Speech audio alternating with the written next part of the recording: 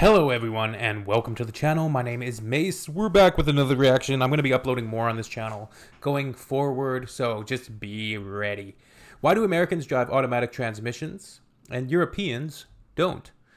It's kind of an interesting statement because obviously in North America we still have manual transmissions. A lot of people drive manual. They drive stick, is it what we call it, right? It is true that there's a lot of young people that don't know how to do it, but they could learn in a day, maybe two. I love driving manual. It's a lot of fun. So that's just a personal preference. A lot of people like automatics because they can have a sip of their coffee, or they can do something to distract them while they, get into a car accident, right? That's what they like to do. Obviously joking. Obviously tongue-in-cheek, what I'm saying, but I think that is part of it. People are just lazy, so they prefer to just have automatic. Oh, I can just put this stick into D, and we're good to go, right? Look, that's what they prefer. That's the American way. I'm from Canada, but we're like America's little brother, little sister, little...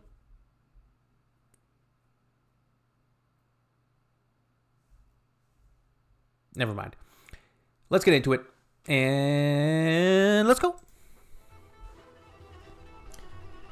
I learned to drive with my mother's Mini, and when I turned 18 I went to get my driving licence. It was a manual transmission car, like 90% of all cars in Belgium. And I love my wife, but I can't really imagine trying to teach her how to drive manual at this point. We're just teaching her right now to drive automatic. So adding in to the fact of driving stick, it would just be... She could do it. She could definitely do it. I believe in her. But it might be a bit much. Where I live. When I turned 20, my father said I should drive his car to the restaurant we were heading for my birthday dinner. It was an automatic transmission car. A whole new world opened to me. I don't have to shift gears anymore. My left leg is free? Wow! I didn't think about it too much, as I thought it was something additional, a luxury on a higher end car to have like the Mercedes that my father had. 6 months later, I found a company for my international internship in the land of opportunity. Okay, sorry about that. Team America, I gotta watch that movie again. It is amazing. Gary, you're the best doctor I've ever seen. He's going west on Asamalama. Durka. God. A buddy of mine and I rented a car for the first 2 weeks, and the only option available, automatic transmission. Well, okay, no problem. I drove it once, I thought, and we got it. Durka. We bought an old 1991 Toyota Celica GT with automatic transmission. Toyota Celica. Well, that's odd, we thought. An old car with automatic transmission? In my mind, I'm still associating automatic transition being for luxury cars, so I couldn't place it. Automatic transition. 1 month later, during my internship, my boss asks to get something, and I could use his car. When he hands over the keys, he says, "Can you drive a manual transmission?" And I was like, "Yeah, of course, I've got my license." And then he responded, "But this is the States, man. Not everyone can drive it." It got me thinking, what does he mean? Are Americans bad drivers? When I arrived back in the office, I asked my colleagues what They're kind of infantile. transmission We're they have infants. in their car, and all of them answered with automatic. I was shocked to hear it. And when I said, well, in Europe most of us drive manual transmission, one colleague responded, "Why would you? Automatic is easy. Why would anyone take the harder option?" I went away and did some research and found out the following information. In Europe, 80% of all new cars are manual transmissions, where in the States it's around 5%. So it is annoying if you're in bumper to bumper, just stupid traffic jams or, construction wait times, and you're driving manual. It is kind of annoying, right? You gotta that's where an automatic is definitely has an advantage. And obviously this graphic is going to show that Europeans by and large drive manual, whereas USA and by default probably Canadians as well drive. Yeah, everybody I know drives an automatic. That's just the way it is.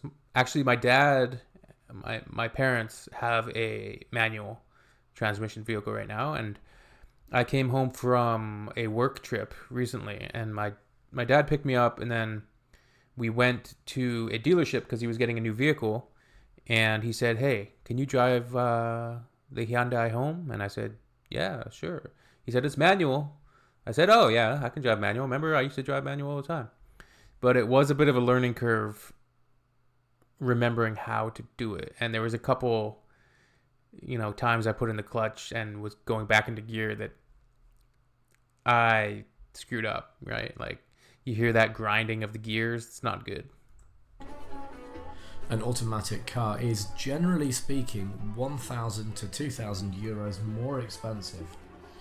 The taxes on cars are very high, especially in West Europe. Yeah, manuals like and Scandinavian countries where the taxes can base be model, up to 150%. Right? Usually. So getting an automatic over there is a huge amount of extra money you'd pay. In most European countries, you pay an additional tax on the engine size and horsepower, which pushes the manufacturers into the smaller and lighter cars section. Like an Audi A1 3-cylinder 1 litre, where in the US people tend to get 3 litre V6 or V8 engines.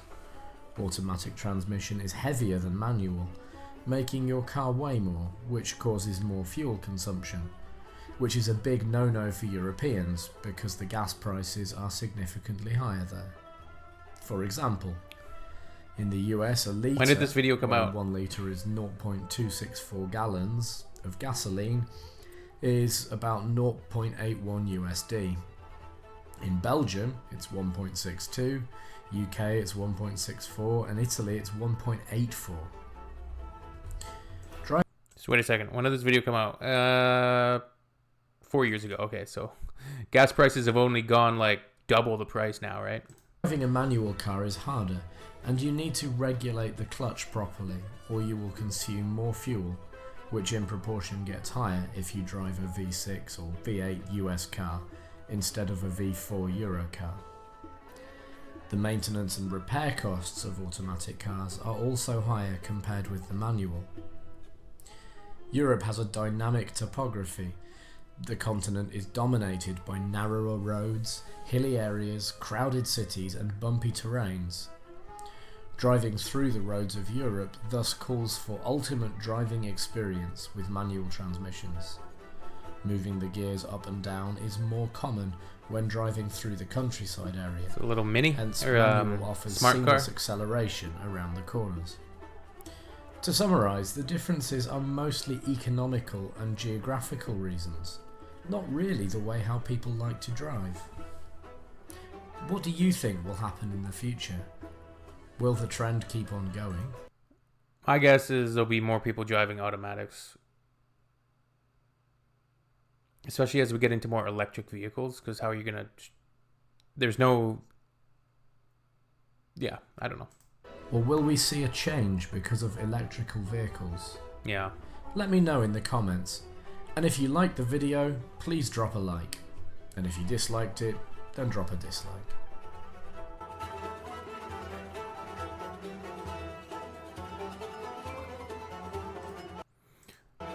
All right, great video. Very informative to dive into such a subject as that, because it is interesting, right? The cultural differences, geographical differences as to why so many people in North America are driving automatics and so many people in Europe are driving manuals. And while we still have manual transmissions here, they're definitely, I would say, trending out as opposed to getting more people driving manuals. And we always say here, like, you get a chance to drive a manual transmission, oh, that's fun, right? Like, it's a chance for a bit of fun, shifting gears. But most people can't do it now. So it would be an issue for, like he said, his boss asked him to drive this vehicle and made sure that he could drive a manual before sending him away, right? Because he said, oh, well, most people can't do it here. which makes total complete sense. All right. Yeah. We'll see you on the next time. Take care, everybody. Peace and love. Take care of yourselves.